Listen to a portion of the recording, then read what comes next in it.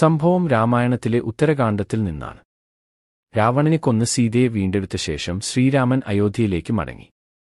സീതയുടെ ചാരിത്രശുദ്ധിയെക്കുറിച്ച് തർക്കമുണ്ടായി. ഇത് കേട്ട ശ്രീരാമൻ ഒരു രാജാവെന്ന നിലയിൽ പ്രജകളുടെ അഭിപ്രായത്തെ മാനിക്കണം എന്നതിനാൽ ഗർഭിണിയായിരുന്ന സീതയെ കാട്ടിൽ ഉപേക്ഷിക്കാൻ ലക്ഷ്മണനോട് ആവശ്യപ്പെട്ടു. കാട്ടിലെത്തിയ സീതയെ വാൽമീകി മഹർഷി തന്റെ ആശ്രമത്തിലേക്ക് കൂട്ടിക്കൊണ്ടുപോയി. അവിടെ വെച്ച് സീത ലവകുശന്മാർക്ക് ജന്മം നൽകി. പിന്നീട് ശ്രീരാമൻ അശ്വമേധയാഗം നടത്തിയപ്പോൾ യാഗത്തിൽ പങ്കെടുക്കാൻ വാൽമീകിയും ലവകുശന്മാരും അയോധ്യയിലെത്തി. ലവകുശന്മാർ രാമായണം ആലപിക്കുന്നത് കേട്ട് അവർ തന്റെ മക്കളാണെന്ന് ശ്രീരാമൻ തിരിച്ചറിഞ്ഞു. തുടർന്ന് സീതയുടെ ചാരിത്ര്യം തെളിയിക്കാൻ ശ്രീരാമൻ ആവശ്യപ്പെട്ടു.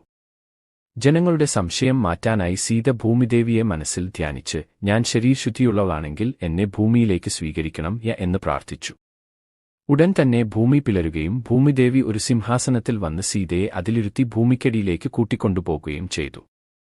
ഇതാണ് സീതയുടെ അന്ത്യത്തെക്കുറിച്ചുള്ള രാമായണത്തിലെ കഥ. അവസാനമായി ഭൂമിയുടെ മകളായ സീത ഭൂമിയിലേക്ക് തന്നെ മടങ്ങിപ്പോയി. ചാനൽ ഒന്ന് സബ്സ്ക്രൈബ് ചെയ്യണേ.